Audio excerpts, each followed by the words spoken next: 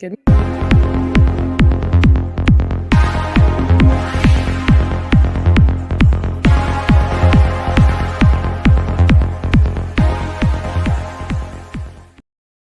Hey, Hi. how are you? I'm okay. I rushed over because I was obviously had a lot to do this morning. I rushed over and I plopped up my laptop, and now we have the Amazon screensaver. Oh, is that what that is? Oh, that's funny. Yeah, so that's actually, see, try Alexa. That's actually my Fire Stick. I was ready to load a picture and then I ran out of time. So I was like, okay, everyone gets to see the slideshow today. But that's okay. They're nice pictures. They're nice pictures as long as it doesn't Just come gonna up kind with of zoom in and out behind you. exactly with my light boxes because I couldn't even didn't have time to set this up. But that's how it goes. But I'm in the studio and you are in Halifax. Halifax. Yeah. So it's interesting because this is the first time I've traveled. So we did the daylight savings, we went back to daylight savings. Daylight savings ends. I always mess that up. Yep. And then like we had like Sunday, Monday, and then we flew here yesterday. So it's like I feel like I'm in the like a bigger time difference than I actually was like that, because normally time difference and time change doesn't affect me, but the time change did. And then flying here, so I have no idea. I'm completely off everything, but that's okay. So what time is it there right now? It is 10. It's 10. Okay. So we lost an hour, so the time went forward, and then I'm forward again. So for me, I feel like it's like 8 o'clock in the morning. I'm playing with my picture because I'm like, I feel like I'm lopsided. See? little things. Exactly. So how are things in your world? They're good. They're okay. I was just thinking of you yesterday. I mentioned I have lots of trouble with personal care workers because they're very hard to get, and I had some challenges in the last 2 days, and I didn't have one yesterday. I thought, and then the agency called and said they're starting somebody new, and I was like, oh, here we go. Well, that can be either really, really good or really, really not good. Exactly. So she came and she was freaking amazing. Oh. She was like so nice and engaging and friendly, and I could hear her talking the whole time that she was doing the service. And so I listened to her talk, and then she was telling Gord where she was from, and she was from out east. That's why she's nice. That's why she's nice. That's why she's a fabulous person. Yeah, it's true. So I said to her, I go, actually, I said, my friend's in Halifax right now. She's from a little town outside Halifax. and I said, why is it that everyone from out east is nice? She goes, yeah, it was so weird when I moved here. She says, I had to get used to people not being friendly.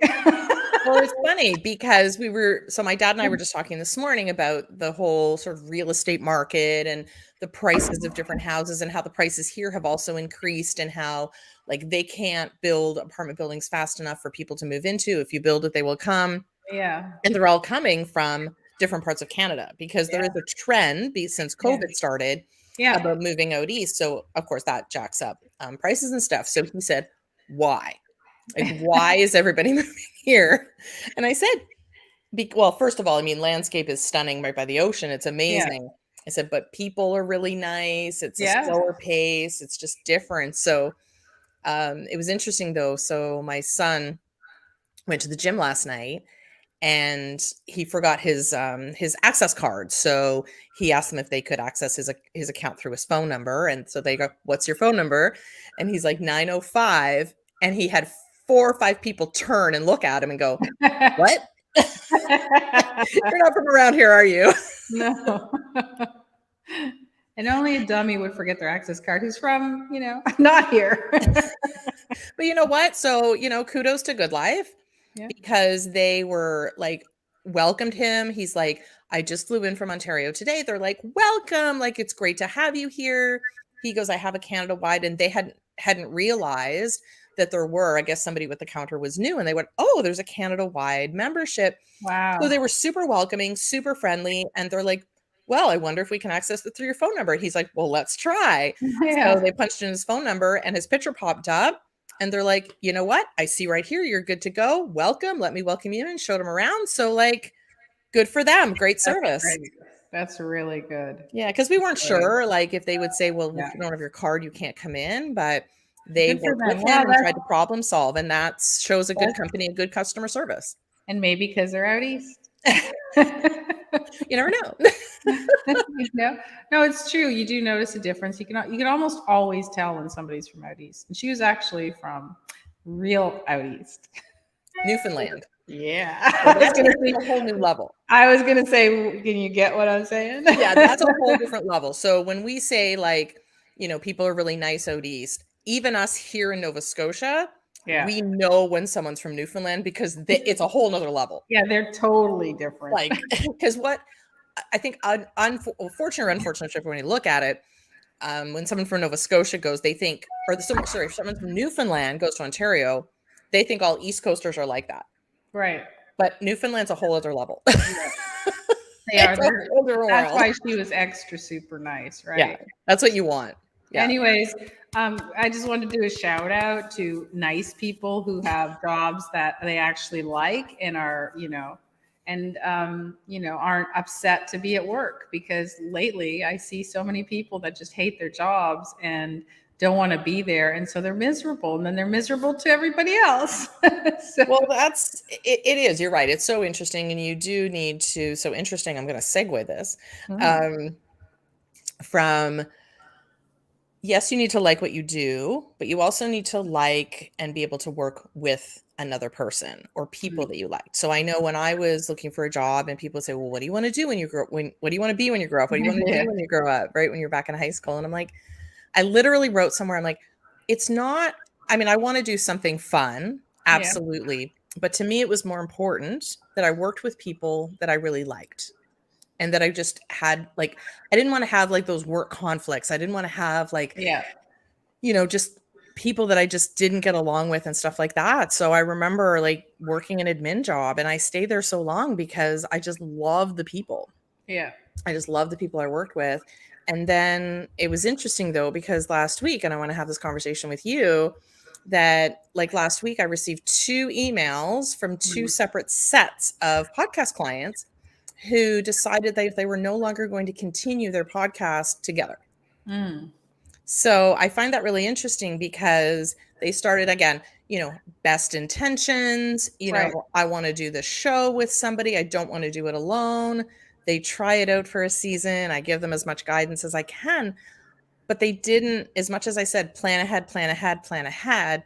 It became that thing that they were like, felt obligated to do because they were committed sort of. Right. So I think you need like, you and I had a lot of conversations before we started working together. Obviously we were friends as well. But so were they. So what do you think makes or breaks a good, either A, business partner, or B, project partner? Because that's sort of what a podcast ends up being, is more like a project, or can be a lead generator for their different businesses, depending on how it's set up. But what makes a good, if people are, I think it's just a commitment level. And I mean, like it's, if they were just said, we're doing a podcast together and that's it, and that's all it goes to. Okay. As long as you know the boundaries, because sometimes, one business might take off more than another, because because the nature of the business, the nature of the time, you never know when things are going to pop. Right. But I think if you really want a true partnership, it's got to be a partnership. So you got to go all in. So, you and I have had our own websites. We still do, but all our actual programs and everything come in together. So even if we have a separate program, we still put it in the bucket, right? We put it in the bucket and everything's shared. And so there is no, I mean, if a program of yours is great or a program of mine is great, we're happy. We don't really care whose does well, right? Like we don't have the ego about it. And I think, it's kind of like, if you're just saying, okay, we'll be partners, but we have these separate businesses, well, then it's not really a partnership. So you're not, moving toward the same goal. So for example, like we're working on something right now to relaunch something, and Stacy's doing one end and I'm doing the other, like we always do. And this happens to be your wheelhouse, not mine, right? Right. But I am working equally as hard on it, right? As you, like, we're doing the same amount of work. So if I was worried about, oh, Stacy's on the front and I'm not, then it wouldn't work. Right. Right. We don't care. Like, we just don't care. And why did we pick it? So it's a good, because I know people are going, well, why are you putting your time on hers? Because we had something that we knew would be a good place to start. Right. So rather than reinvent things, we said, let's take what we have and work on this one first. So it doesn't mean that any of them are less important. It's like, let's pick the low hanging fruit. Let's put all our time in this one and then move on to the next one. But I think most people go into thinking they're going to be a partnership. And like, we both know someone that their business, they split. Yep. And I worked with both of them at one time. I more so with one person. And I remember meeting them thinking, the one girl I know is doing all the work. And I thought, this isn't going to work for these guys. And it's been years. It's been 5-6 years or something, right? And they split. But you can sometimes see that, right? Yeah, it's interesting because you're right. Now that I think about it, the two partnerships that I was working with, one was doing more work. Like one would be the contact one. So I have another that they've really molded their businesses together. They've created something. They're keeping some things separated, but some of their stuff is together. The ones that didn't work, some of the commonalities were like, they didn't want to have a common landing page, even for their podcast. Like, they didn't want to do that. They didn't want to list their call to actions as one call to action on their podcast. They listed all of one person's and then they listed all of another person's. So you could really see how separate everything was, even from the way it was set up, the description, everything. As much as I tried to kind of like think of the listener, like think of the person who's going there. Like, they don't want to go like, do I go here? Do I go here? Do I go here? Like, where is it going? Because people get confused. And as we know, confused people don't move forward in any sort of function, whether it's signing up for a lead magnet, whether it's buying something, they're just too confused. So I know that's something that you and I talked about right from the beginning, which is, how can we make it simple that people want to go to one place? They don't want to go to 15 other places to learn this, that, and the other thing. So we both, we have, like, if you want to come to either of our websites and get a program, you're going to end up in Mastermind City, which hosts our program. That's basically our academy, right? So, but it's very clean and straightforward. And, it's like today, I'm working on some stuff and Stacy's got things to do in Halifax. And I said to her last night, I just need 20 minutes, right? After this, and we'll go through the stuff and then go do your stuff, because this week she's busy. Last week I was busy. It happens, right? Life happens. You can't be like, oh, well, I worked 4 hours and you only worked 3. Like, if you're doing that, then get out of the partnership. You're not meant to be a partner. It's meant to be a collaboration, right? But that also goes back to, so we do, even let's talk about Hot Topics. We do Hot Topics together. Yeah. There has been an occasion where when I had COVID, I couldn't come on. Right. So you did Hot Topics with one of your friends, or sometimes you've done it alone. Sometimes you haven't been here. So if you can't pick up that part of it, like if you can't do it on your own, because I always say to them, I'm like, well, if you guys can't get together, like, do it by yourself. Yeah. Because that's where, and you pointed that out, that I call it my failed podcast, the one I learned the most about. It was a project partnership. It wasn't a business partnership. And that was part of the problem was, we needed to get together and we couldn't. And he decided that we just didn't want to do it separately. It was one that we really needed to do together. So we ended up just folding it and going our separate ways. Right. But with these other ones that I know, like, it wouldn't have been an issue if one had picked up one episode, you do another episode. Like, it could have worked. Right. But sometimes you get it stuck in your head that it needs to go one way. Right. And then when something doesn't work, they don't pivot. And you also have to, like, some people only want to do podcasts right here with the mic, with the other person, right? If you're not comfortable with distances or different places like we do, we're always in different places. So if you're not comfortable, if one person isn't, it's not going to work. Right. If you're like, so I was literally, because I was like hightailing it from my other place here, and I was hoping I'd make it in time because I wasn't sure. And as I got here, I walked in the door and I'm like, I can't remember if I brought my laptop. And I was like, that's okay. I'll just do it on my phone. Right.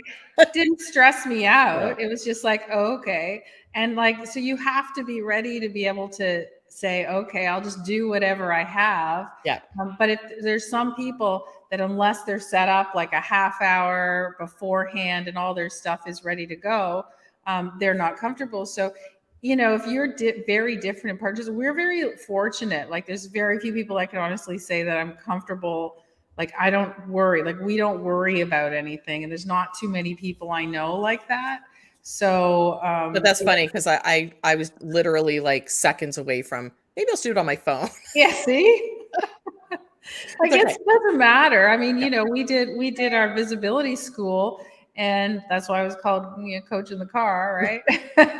Because we had planned it because I knew the day that I could always make it for our online Q&A, and it happened all of a sudden that was the one day that I couldn't make it, and so we didn't want to change it for anyone else, so I just did it from my car, right? Yeah, and you know what? Like, but interesting though that a hiccup can actually become something that was kind of cool. So you became the coach in the car. So it almost became a little bit of like a mini brand that people now expected it. They're like, oh, there's Fay. She's the coach in the car. Like, so it turned into something actually kind of cool as opposed to, oh, darn. You know, and you have other commitments and stuff like that. Sometimes the signal wasn't good and sometimes I get lost. But it does, like I always say, you know, to anyone who's doing any of this stuff, it doesn't matter. It's the information you're giving.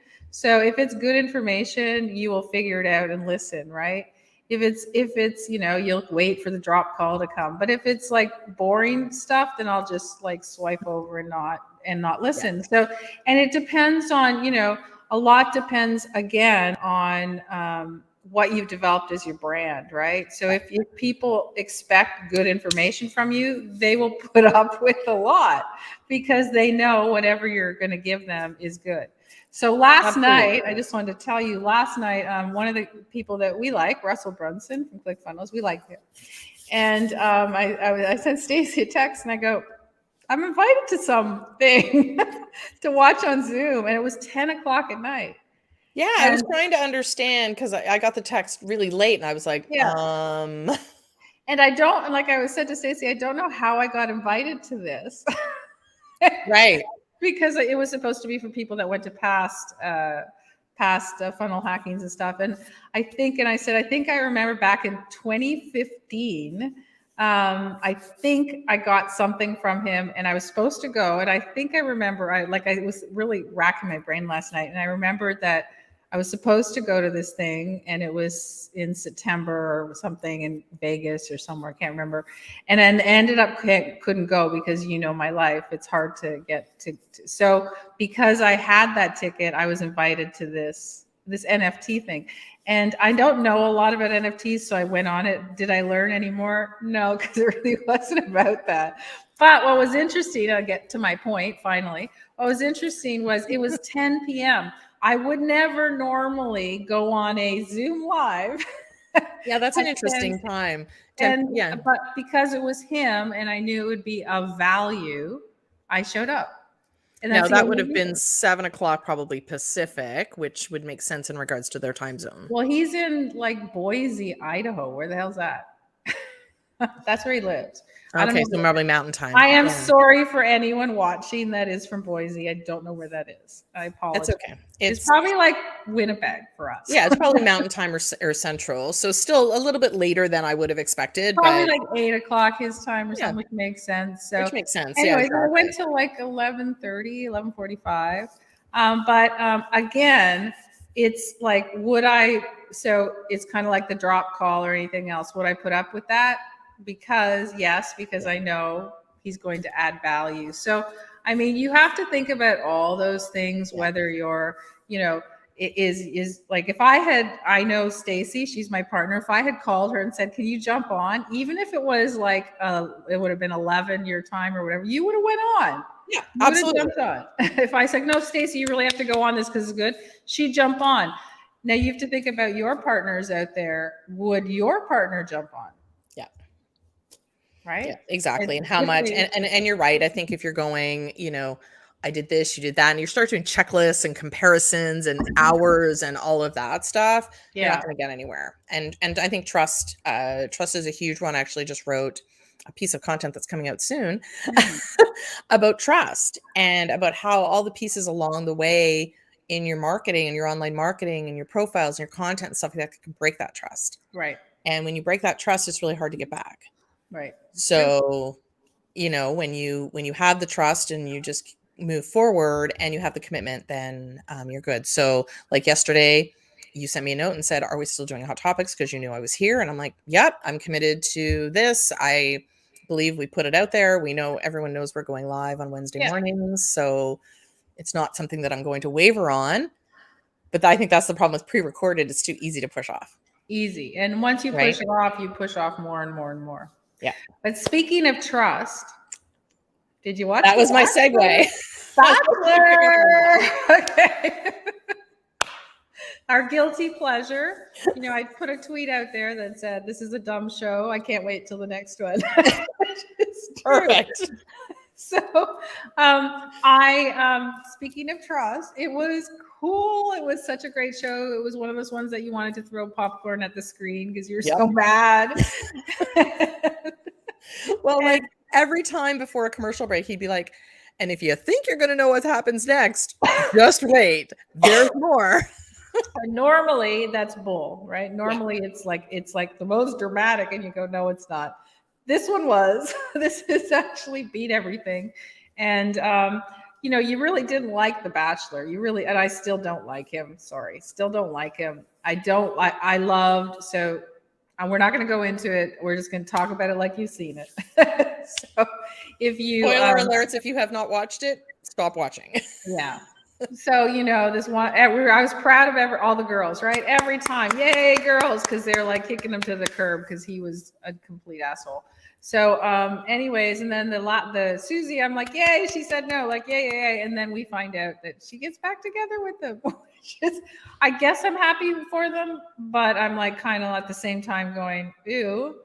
But the only thing I will say, two things. Number one is, so she says no on the show. Right. But the one thing that she did say in the sort of after conversation was, we needed the pressure of the show not to be there any longer. Right. So I respected that piece. Absolutely. Because what we don't see is a lot of stuff that does happen behind the scenes, and we are making judgments on what we see on camera. Yeah. So good for them. She reached out and she wanted to see if the relationship would work without the cameras on, without the editing, without all of that stuff. So I respect the process. I, you know, watch it all the time.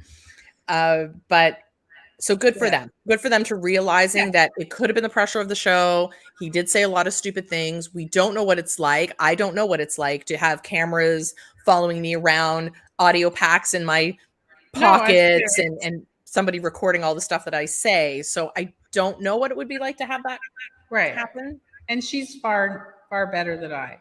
Like, to put it that way, because I would never. Like, if you talk to me like that, you're done. Like, I'm not a second chance kind of person when you treat me like that. Yeah, I wouldn't either. Yeah. I even got my parents involved. It was so funny because I'm like, I gotta catch you up.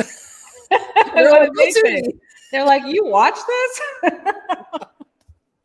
They were crazy. But speaking of supporting and working together and stuff like that, one thing that I noticed, which ended up them showcasing at the end, was, you know, one of the girls. So there was two others, Gabby and Rachel. And when Gabby was on stage, she didn't just say how he treated me. He said how he treated Rachel and I. Yes. And when Rachel was on, it wasn't all about her. She said how he treated Gabby and I. So the two girls really supported each other, which I thought was very, very interesting and had never really happened before. No. So I really liked, I was like, wow, like they were like becoming friends, like because they'd been through sort of an experience together. So great. They were told to stay together. They got dumped together. Like they really bonded over this whole experience. But I love the way that on stage separately, they supported each other. Yeah. And then they both became the Bachelorettes. So they're doing it together, which I think, as I was watching it, because I'm always, thinking about the bigger picture, the business and stuff. And I was like, congratulations to the Bachelor franchise, Bachelor Nation, because the producers realized that, both of these girls had such a terrible experience at the end, right? And like, how do you say one was like you're going to reward one by giving them the Bachelorette without the like? And I know that no matter what they did, Bachelor Nation, the fans would have been really, really pissed, including me. Like if they had picked one or the other, I would have said that's not fair. Go pick somebody else at least, because like these two had such a bad experience. So congratulations, because they were like, you know what? We're going to reward them both because, we like to say, because, the goodness of their heart. Not true. It's good for ratings, and it's good for ratings, and it's good to make the fans happy, right? But what came out of it for me is they actually were listening. They were listening to everyone saying what they wanted to see, and they realized, and they even said on the show, how's it going to work? We don't know yet. Right? Which I actually really like that answer. Yeah, me too. They had to figure it out. But one thing that was very interesting, if you notice, was the wording. Yeah. This is where wording has so much power. So the host said, as a hint, it's not Rachel or Gabby. Right. So Fay and I got on text and went, well, what do you mean? Like, how can it not be one of them? Like, that's not fair. We were almost, sort of borderline kind of angry, because we're like, well, look what they've been through. Like, everyone loves them. Like, we don't understand. And they kept saying it's not Rachel or Gabby. Right. And then it's Rachel and Gabby. Yeah. So and the power girls, of words. They honestly didn't know. Like, you could tell, like, they did not know that was going to happen, because they were just like floored. And I guess what's interesting is I always thought they go into it knowing, right? Yeah, I was surprised by that too. So again, good for them, good for ratings, good for the producers to figure out a different way of presenting the information, because in shows past, the Bachelorette knew who she was. She would come on and go, yep, they already had the video made. Like, they were already into pre-promo. Right. This was, you know what, they're surprising them. They come up and they were so supportive of each other. Like, that was the big piece that came, for me, that came out of the show last night, was just how much support and how their friendship had grown because of what they had been through. That's why I think it's going to be a really cool show. Right. Yeah. And that they have no idea what's going to happen. No, but I think it's going to be fun as heck, because if you had, like, two competing people, like, I don't remember, like 100 years ago, The Bachelor had two, and then one of them left, the other one, it's a long time ago. Anyway, but I think it's interesting because I don't think they're going to be competing. And I don't think they're going to like the same guys, because they're very different people, right? Right. And I don't think it would have worked with other shows in the past, other girls that they've had on there in the past. But again, taking the fact that they looked, they saw the support that they had for each other, even going through the whole thing, like even at the very end, here they are competing, like they're both in love with the same guy. They're still supporting each other. Yeah. So they're going to take that and bring it. So I'm excited. Yeah. So that, bringing it back full circle, that is a partnership. Right? That is right. Like, you have to, like, there is, like, so think about it. So these people went through all of this, these two, and like, were great. They're a great pair. If they want to start a business together, they'd probably do really, really well, because they've already seen how they are together.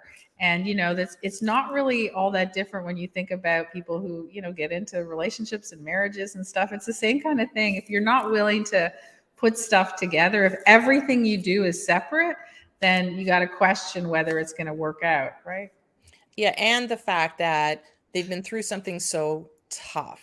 Yeah. Right? So they've already gone through probably, some of the worst moments of their lives, and knowing that how they support each other versus everything's all sunshine and rainbows and exciting in the beginning, and then we're just going to continue on and everything's fine. And then when it's not, it's not. It's not.